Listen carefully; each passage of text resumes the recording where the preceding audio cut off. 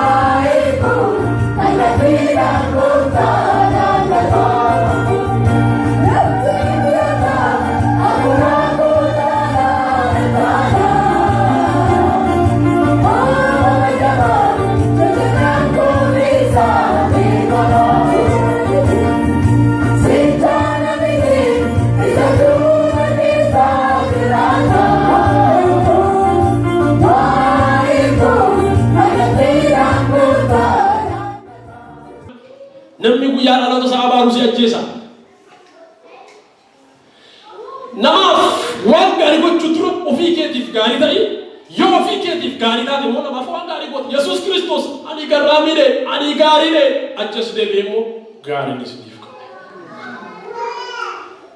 Nama lamatu wal keessa taa'aa agartanii. Amma yaada nama gidduu kan nama lama inni tokko kana godhe inni tokko kana godhe ofii mormitanii beetanii. Ofii keessanii mormaa deemtan kana godhu lakkee. Ofii taa'aa haa deemtanii beetanii. Egaa inni dhugaan yaada Waaqayyo baatu namichi inni dhugaan isa keessa keenyatti isa dhaggeeffatu. Ameen. Gaarii hojjetu. Tiksee kunuunsu, waan gaarii kunuunsu, dhugaa kunuunsu, qajeelummaa kunuunsu. Mana Waaqayyo keessatti jallinni barbaachisaa miti. Inni jalqaba jijjiirama sirraa waan gaarii eega. Ofii keerraa waan gaarii eega. Mana keerraa. Gaa'ila keerraa. Ofii keerraa yoo waan gaarii gochuu dubbachuu hojjechuu jalqabne hin goone. Egaa tiksee gaarii jedhe ana nan tikse uumama tikse Yesuus uumama tikse Addaamiin akkana jedhe miti. Abaa kana maal godhaa edeniin eegaa tottolchaa kunuunsaa edeni achi keessa isaa akka. Maaliif Waaqayyo waldaa kiristiyaanaa biyya lafaa keessa qaba? Asii tokko political preaching akkanaan hin jenne. Uummata Oromoo yeroo jalqabaaf namni abuuree argate mishineerota baay'isa. Hundumti keessa beektu isa kana. Kuma jaarraa 16 jalqaba jaarraa 17 kan uummata kana abuuree afaan uummata kana baree seenaa uummata kanaa baree teessuma uummata kanaa baree ilaalcha saba kanaa baree mishineerota warri kaan warratti kunoo dhannan qabanne warra bishaan kee yaate haramanee maaloo sana jedhaniiti daandii cufan waggaa 350 ol daandiin gara Oromiyaatti geessu kallattii hundumaa naannee cufaa ture. Karaa kaabaa warra Bisidiyaa cufee karaa bahaa warra Sumaalee cufee kallattii hundumaan gajjallaa Keenyaa jira cufaatu. Uummata addunyaa isa beekne uummata addunyaa isa beekne. Bara 1727 namni uummata kana abuuree argate John Ludcraft. Macaafa qulqulluu kan warra afaan Oromootti bara sadii kiyamanii isa Onesimoosii kee bara 1892 duwwaa beekna bara 1817 afaan Oromootti macaafii qabeera. Koppii tokkitti isa jira har'a biyya lafaarra Jarmanii jira. Koppii tokkitti isa qofaa jira addunyaa kanarra. Sassaabanii gubanii afaan Waaqayyoo beeknanii sassaabanii gubanii gatanii. Maaliif hin jedha taa'ee? Namoonni namni yeroo jalqabaaf afaan Oromoo dictionary isaa barreesse bara sana Ludcraft namni saba kana abuuree argates namni yeroo jalqabaaf biyya saba kana Oromiyaa fi Oromoo jedhee waamessu warri kaan Gaallaa Haramanee Cakkaanyis jedhanii waamu Oromoo fi Oromiyaa jedhanii waamessu isaanu maaliif jedhee yeroo yaadu mi'a nadhiin kanaan Waaqayyootu jedha kun ilaalcha kooti isiniif ta'uu dhiisuu danda'a Waaqayyootu yoo dursee ofii isaati saba kana qabate malee sabi kun karaa kan deemee isa ga'uu danda'u. Kanaaf Waaqayyo Jarmanii irraa kaasee itti erge. Jedhee yaada. Egaa Waaqayyo saba kana gidduutti maal gochuu barbaada? Sabi kun akka galaanaatti biyya lafaarra faca'ee biyya hundumaa lafti Oromoo keessa dhibee jiru. Garuu hamma yaadameef amma akeekametti waan gaarii irra hin jiru. Waaqayyo saba kana gara fuula isaa isa gaariitti deebisuu barbaada.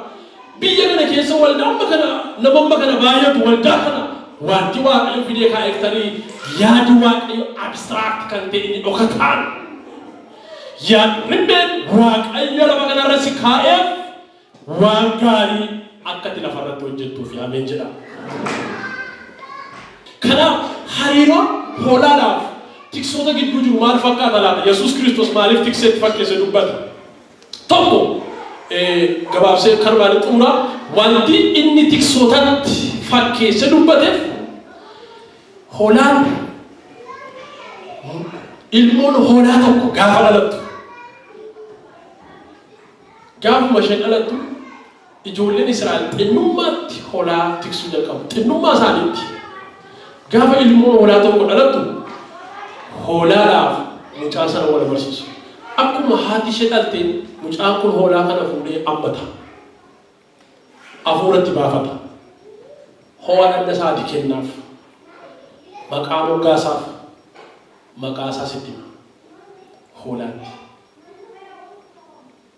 gaafa sana jalqabde foolii mucaa kana fuunfachaa guddatti olaanaa maqaa ishee dhaga'aa maqaa isa dhaga'aa guddatti isa ilaalaa guddatti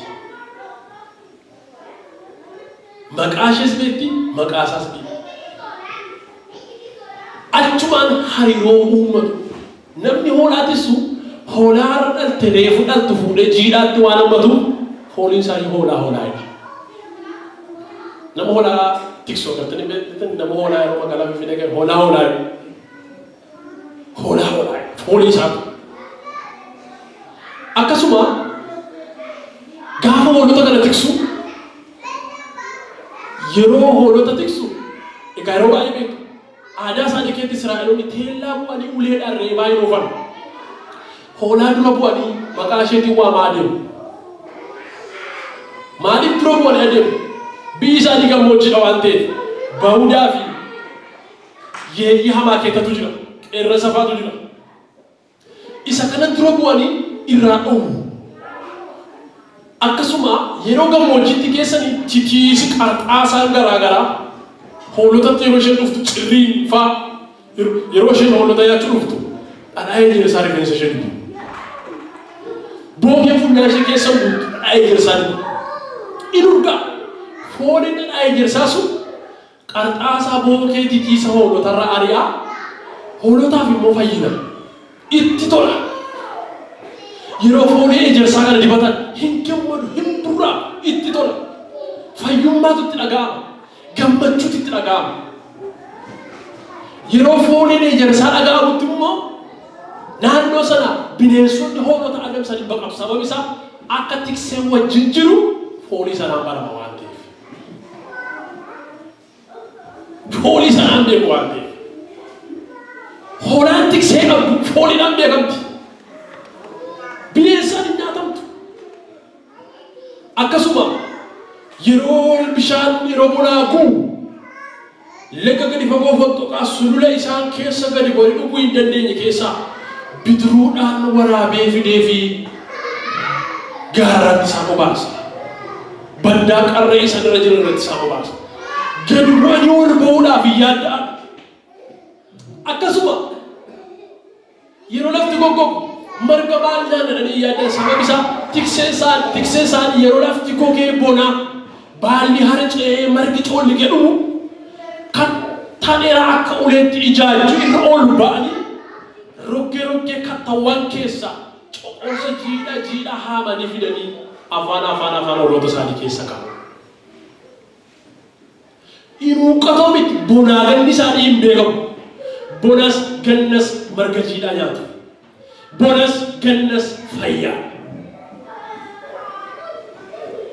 Egaa galgala gaafa hoolota isaanii tikfatanii manatti galu ka'anii tiksoon walitti naqatanii tikfatu gaafa gargar fu'atanii galuu ka'an uleedhaan qaccadhaa wal keessa deemanii reebanii gargarii fu'atan inni sun achi jaajja inni sun achi dhaabata achi dhaabatanii hoolota isaanii maqaadhaan waamatu lafa jiranii wal keessaa fiiganii tiksee isaanii jala dhaqanii hiriiru achumaan isaan dura bu'ee adeema yeroo dhaqee karratti ol galchus maqaa isaaniitiin waame tokko tokkoon ol galcha ganama yeroo isaan waamus maqaa isaaniitiin waame tokko tokkoon isaan baasa nagaa wal gaafatanii nagaatti dhaama nagaa ganama gaafata iddoon tiksoota Israa'elis immoo karra hoolotaa jala irraa hin fagaatan mammaaksi Oromoo maal jedha olaan gooftaa manaa qabdu diboo ala keessee rafte karra keenya cabsanii nu nyaatu akkas taanaa jedhanii yaaddoo qaban birranna malee bulus kana qofaa yoom ga'ere anna isaanii sukkuumuuf ispoortii yookaan jabeenya qaamaa isaan hojjechiisuudhaan wajjin fi egaa tiksoonnii fi Israa'eloonni aadaaf hariiroo akkasii qabu.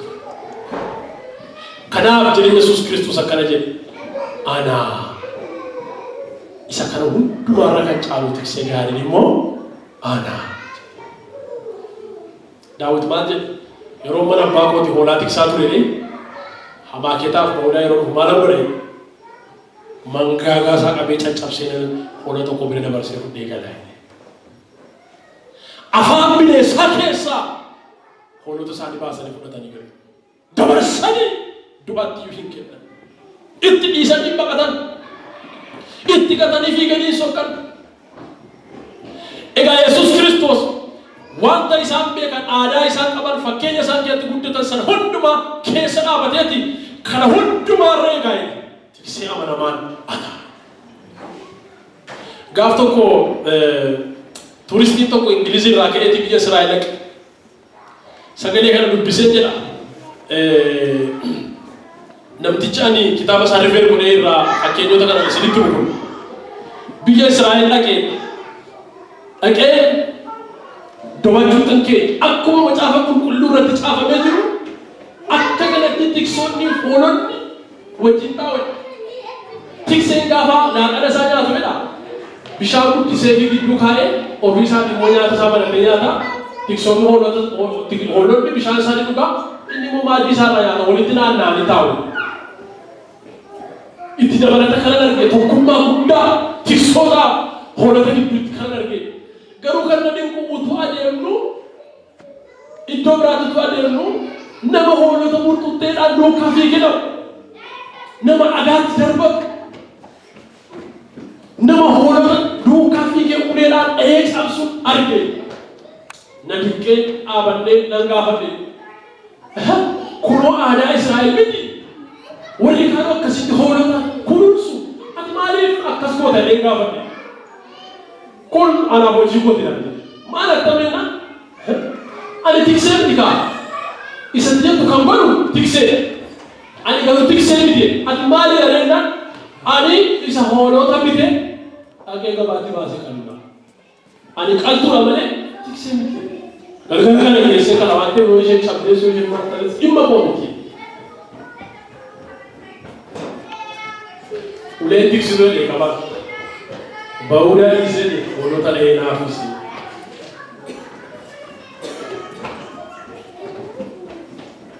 Harka keenya walirraa kaafne, ija keenya walirraa kaafne asii achi. Potenshaali guddaa nu gidduu jiru. Mul'ata jabaa nu gidduu jiru. Dandeettii addaa nu gidduu jiru. Mul'ataaf dibata guddaa nu gidduu jiru. Utuu gara mandara diinota keenyaatti qabne. Ameen jennu. Ameen jedhaa.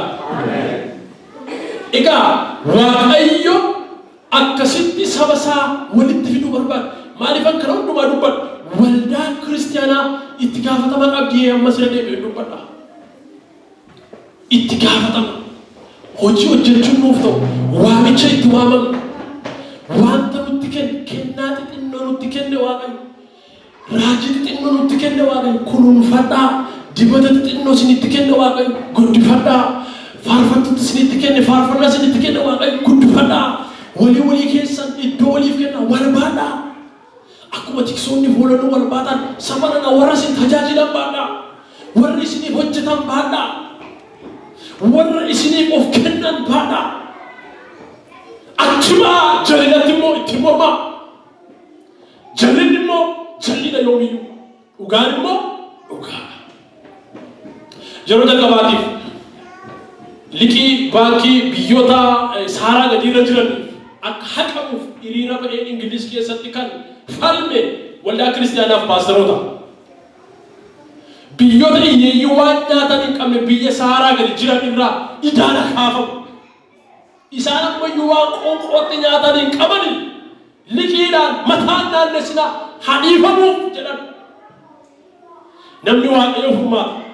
Waldaan kiristaanaa furmaata. Mi'aani furmaateedha. Furmaataaf si waame Waaqayyo. Ati riqicha siin warra kufanitti darbuuf Waaqayyo. Siin warra qeerraa kaatanitti darbuuf si waame Waaqayyo.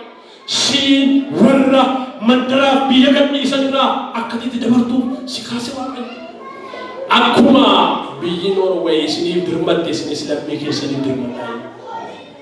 Akkuma ummati Nooshkii isiniif dirmatan isinis immoo walii keessaniif dirmataa. Isa anarraa baratan immoo maal godhaa? Warra ta'e barsiiftan gochuu isaan barsiisaa. Isa anarraa baratan dhaqaati isaaniinis hojiirra oolchuu isaan barsiisaa. Baroota hedduu lallabni nutti lallabameera garuu miira riyaaliitiisa. Baroota hedduu lallabuudhaaf kun akkas babbareedoof qaqqajeeshinee dhaabanneera garuu jirraan achi. Waggaan kun egaa akkasitti dhumteetti. Kanaan booda mul'ata haaraadhaan, kanaan booda ilaalcha haaraati, kanaan booda tarkaanfii haaraati. Dirree hin qabamin anni haa qabannu waamee jedhaa jira. Kanaan booda wantatti biraan ga'amee jiru, qabeenya dhokataa biraan ga'amee jiru. Kanaan booda wanta hin tuqamee jiru bira keenya tuquu haa dandeenyu, harka keenya eeggannu haa kaanu. Guddina Ameerikaatiif jedha namtichi tokko guddina Ameerikaatiif rivaayivalii jaarraa kudhaa salgaffaa gara jalqabaatti ka'eedha. Sababi guddaan jedha. Rivaayivaliin bara sana ka'e hamma har'aatti Ameerikaa jabeesse dhaabee jira. Baroota sana hundumaa keessatti namoonni Waaqayyoo akka isheen olaantummaa amma kana biyya lafaa irratti argattu raajaniiru jedha. Nuyi sababa jireenyaati moo sababa badiisaa? Nuyi sababa kufaatiiti moo sababa obboloonni yookaan sabi keenya itti wayitti ce'uudha? Ta'uu sababa jireenyaa ta'uu sirra jira. Mi'a akkan ofiin jedha ani sababa jireenyaa nan taa'e dhaabee. Namni kun ergaa koo jettu fudhadhu siif Waaqayyo sababa jireenyaa si godha. Ameen. Sababa furmaata. Hammam dhugaaf soba akka ta'e hin beeku. Bara ummati Norway beela keessa darbanii Koongoo kophee nyaatan. Beelaan Tere jedha miti yeroo sana mootiin warra Siwiidin beelaan du'e jedhama seenaa keessatti. Bara sana waa'ee guddina Norway Skandinaaviyaa kana boojii dirmachi ta'anii mishin namatti mul'ata argee. Mul'atan keenya reessa ilaalaa. Dheeressinaa ilaalu. Laga gamatti gamanatti fagootti. Ameen. Namni sin deenne moo sin madaale. Saba si hubanne mandara si hubanne keessaa Waaqayyo si baasa. Ameen jedha. Wantoota keessa tubatamuu dadhabde. Yeroo keessa tubatamuu dadhabde kee Waaqayyo achi si siqsiisa. Ati dhugaadhumatti mul'ata sanaaf jiraatu malee. Ati dhugaadhumatti kaayyoo sanaaf buli malee. Ati dhugaadhumatti waan sana ta'i argami malee Waaqayyo gooftaan gara tarkaanfii haara gocha sanatti si dabarsa. Waaqayyo guddaadha.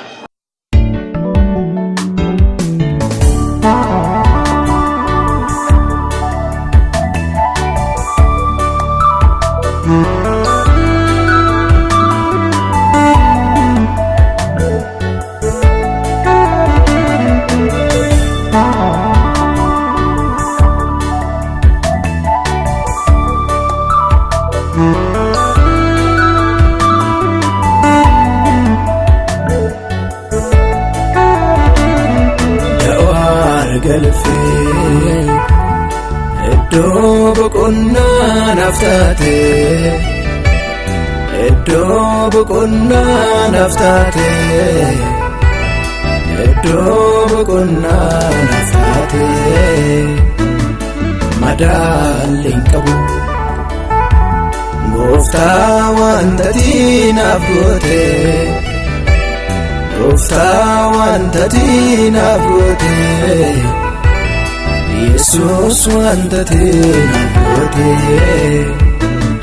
Karaan irra deemee dhufee bu'aa bayii sodaachisa. Muummee baay'ee siin darbeeni akkamiin caalisa. Jaalala keetu natti yaadatamee garaaraasa.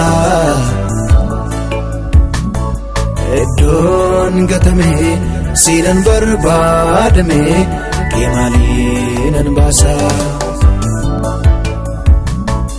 jaalala keetu natti yaadatame garaa saababa iddoon gatame siinan barbaadame kee maaliinan baasa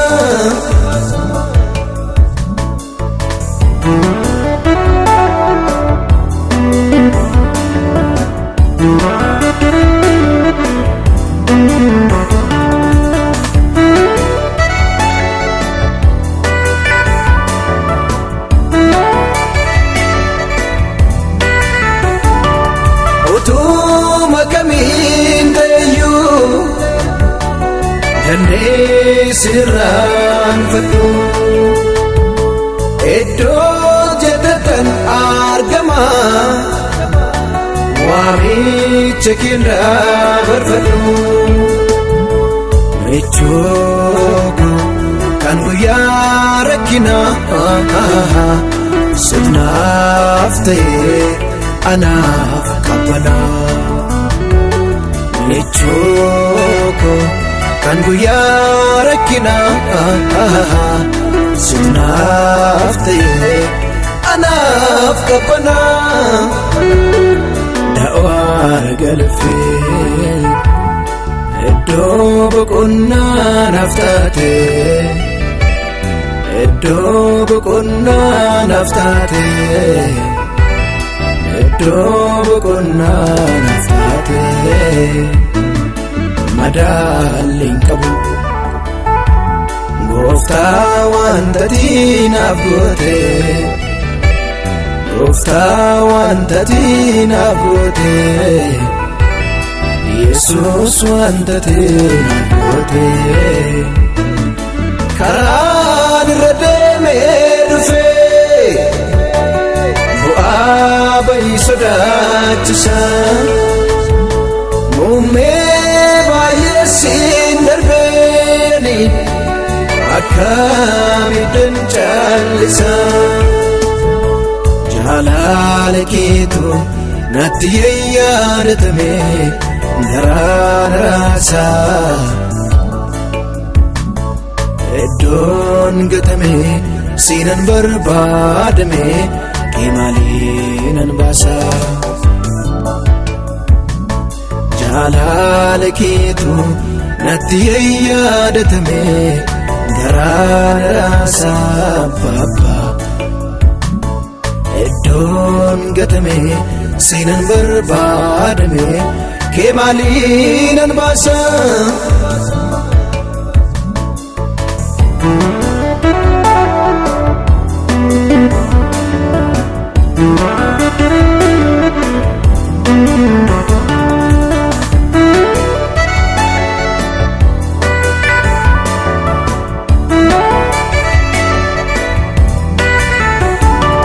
galmaa koo ga'uuf jarjaree aggaame yemmuu dadhabee firaafantii koorra caalaa situu dafee naa qaqqabee gonkuuma seenaa keen dagadhu gooteetta akkan si jaalladhu gonkuuma seenaa keen dagadhu gooteetta akkan si jaalladhu